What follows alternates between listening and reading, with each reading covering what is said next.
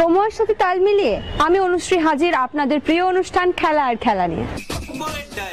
নিবেদন করছে সংবাদ প্রতিদিন। জৌলুসিন সুপার কাপের জায়গায় ফেডারেশন কাপ চালুর কথা ভেবেছে ভারতীয় ফুটবল ফেডারেশন মরশুমের শুরু টুর্নামেন্ট হিসেবে। তবে তার জন্য ডুরান্ড কাপের আয়োজন থেমে থাকবে না। ডুরান্ডের আয়োজক সেনাবাহিনী তারা কলকাতাকে মূল কেন্দ্র করে ভারতের পূর্বাঞ্চলের রাজ্যগুলিতে ডুরান্ড কাপ করার পরিকল্পনা নিয়েছে আরো 5 বছরের জন্য। প্রশ্ন উঠছে, ফেডারেশন কাপ মরশুমের শুরুর গুরুত্বপূর্ণ টুর্নামেন্ট হলে ডুরান্ড কাপ আইএসএল খেলা কি প্রথম সারির দলগুলো কতটা পুরো শক্তির দল নামাবে?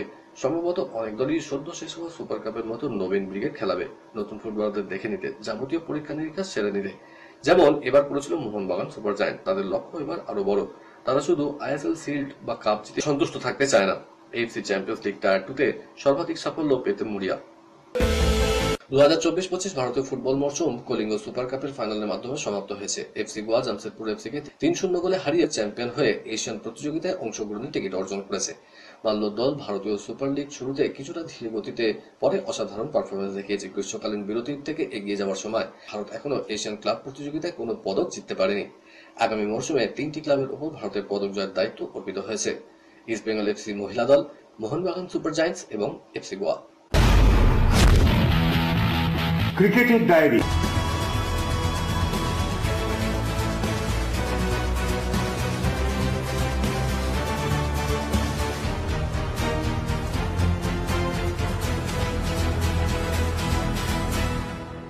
ভারত পাকিস্তান সংঘর্ষ পরিস্থিতির কারণে এক সপ্তাহ স্থগিত থাকার পর আবার শুরু হচ্ছে আইপিএল। পরিবর্তিত নতুন সূচি ঘোষণা করেছে ভারতীয় ক্রিকেট বোর্ড।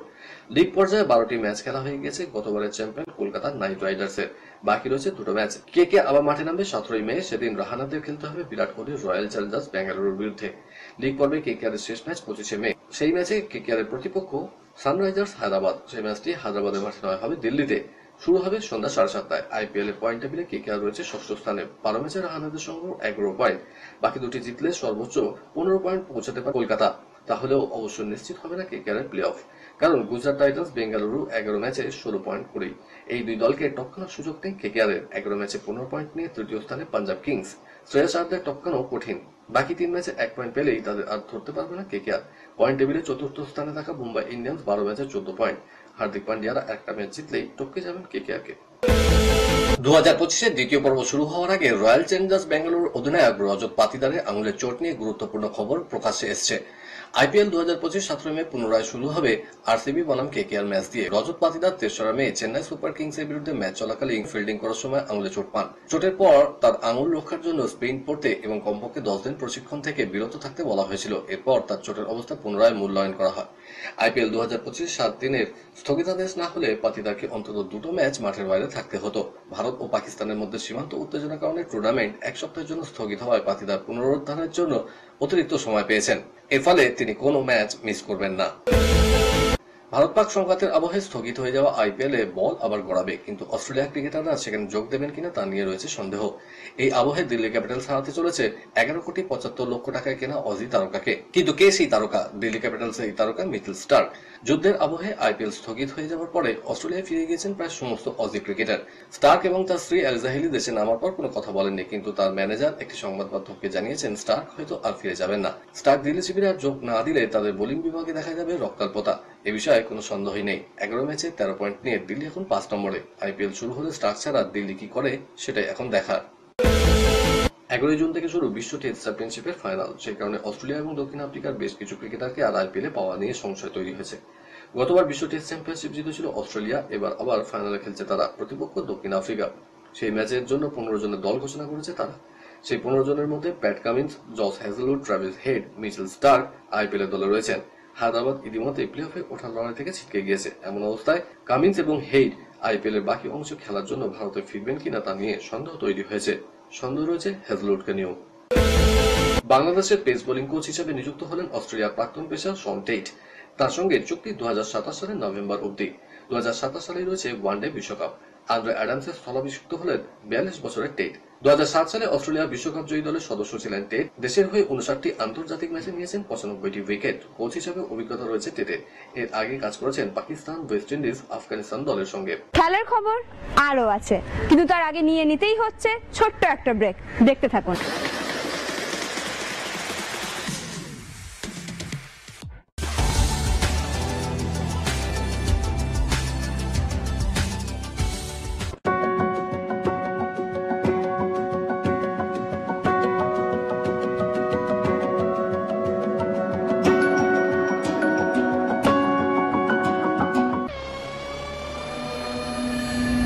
तरफ ब्रह्मार्जुन,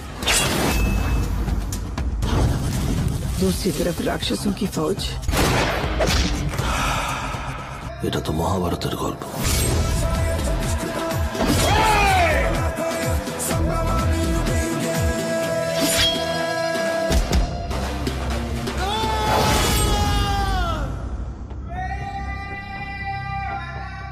কেআরকে নিউজ মিডিয়া প্রযোজিত সাপ্তাহিক বিনোদন অনুষ্ঠান বিনোদন.com দেখুন প্রতি শনিবার ঠিক রাত 10:25 আপনাদের প্রিয় চ্যানেল ভিশনে।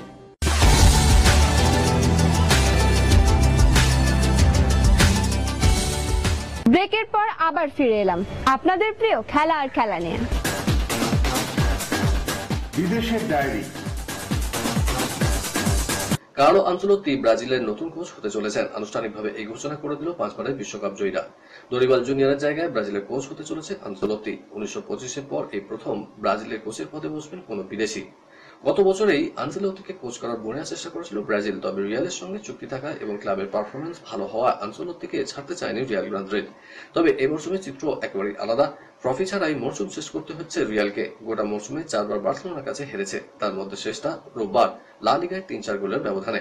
আগামী 26শে মে ব্রাজিলের দায়িত্ব নিতে চলেছেন আনচেলোত্তি। ঠিক তার আগের দিন ঘরোয়া লিগে রিয়ালের শেষ ম্যাচ রয়েছে রিয়াল সোসিয়েদাদের বিরুদ্ধে। অনেকে মনে করেছিলেন আগেই রিয়ালের কোচের দায়িত্ব ছাড়বেন আনচেলোত্তি, তবে রিয়াল কর্তারা মাঝপথে কোচকে ছাড়তে চাননি, তাই মরশুম শেষ হওয়ার পরেই ব্রাজিলের দায়িত্ব নেবেন তিনি।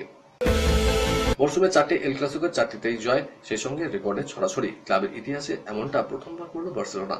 এমনকি বার্সা রিয়াল মাদ্রিদের দ্বৈরথে প্রথম কোন ক্লাব এই নজির স্পর্শ করল। এর আগে রিয়ালের এক মরশুমে 3টি ক্লাসিকোর সবকটি জেতার রেকর্ড ছিল 1935 থেকে 36 এবং 2023-24 সালে। এমনকি মরশুমের সমস্ত এল ক্লাসিকো মিলিয়ে সর্বোচ্চ 16 গোল করার রেকর্ডও করেছিলেন লামিনে ইয়ামাল। ঘরের মাঠে চিরপ্রতিদ্বন্দ্বী রিয়ালকে 4-3 গোলের ব্যবধানে হারিয়ে লা লিগা খেতাবের কাছে পৌঁছে গিয়েছে বার্সেলোনা। বাকি 3 ম্যাচে 3 পয়েন্ট পেলেই তারা চ্যাম্পিয়ন হয়ে যাবে। 16 মে স্প্যানিওলের বিরুদ্ধে অ্যাওয়ে ম্যাচে জিতলেই ট্রফি মুঠোয়। তবে এখনই উচ্ছ্বাসে ভাসতে নারাজ বার্সা কোচ হ্যান্সি ফ্লিক। বলছেন, আমরা এখন চ্যাম্পিয়ন হয়নি, ফুটবলাররা এমনটা ভাবছে বলে আমার বিশ্বাস। কোপা রেলের পর লা লিগা ডাবল জিততে পারলে দারুণ ব্যাপারটা হবে, সেটার জন্য একটা যথেষ্ট। কিন্তু ফুটবলে অঘটন ঘটতেই পারে, আমরা অবশ্যই ভালো জায়গায় আছি।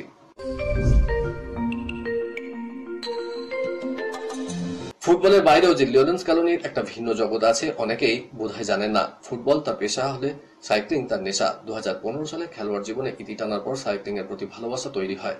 এর পেছনে মূলত দুটো কারণ রয়েছে। প্রথমত মানসিক অবসাদ থেকে বাঁচতে এবং দ্বিতীয়ত নিজেকে ফিট রাখতে।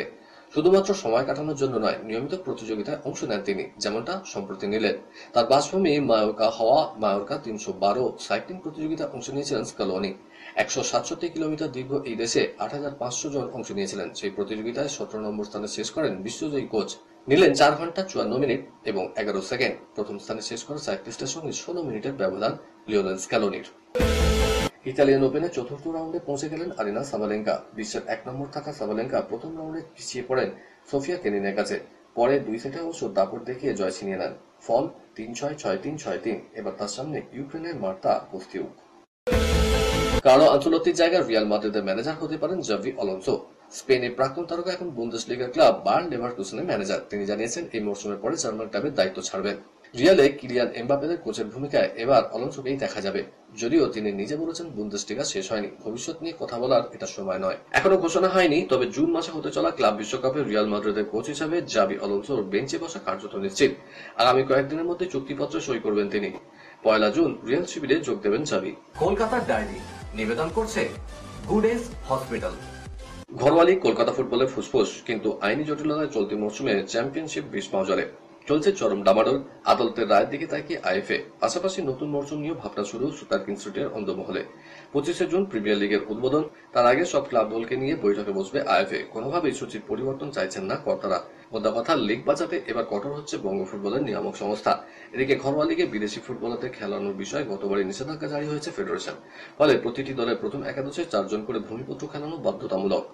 সেই সংখ্যাটা এবার বাড়িয়ে 7 করার ভাবনায় বঙ্গ ফুটবলের কর্তারা। তবে ক্লাবগুলোর সঙ্গে বৈঠকের পরেই চূড়ান্ত সিদ্ধান্ত নেওয়া হবে। অনেকের ধারণা সুযোগ পেলে ঠিকই উঠে আসবে নতুন তারকা। মোহনবাগানের ফুটবলাররা বাড়ি ফিরলেও ফেরেননি সোহেল ভাট। সীমান্তে উত্তেজনার কারণে কলকাতাতেই রয়েছেন এই কাশ্মীর স্ট্রাইকার।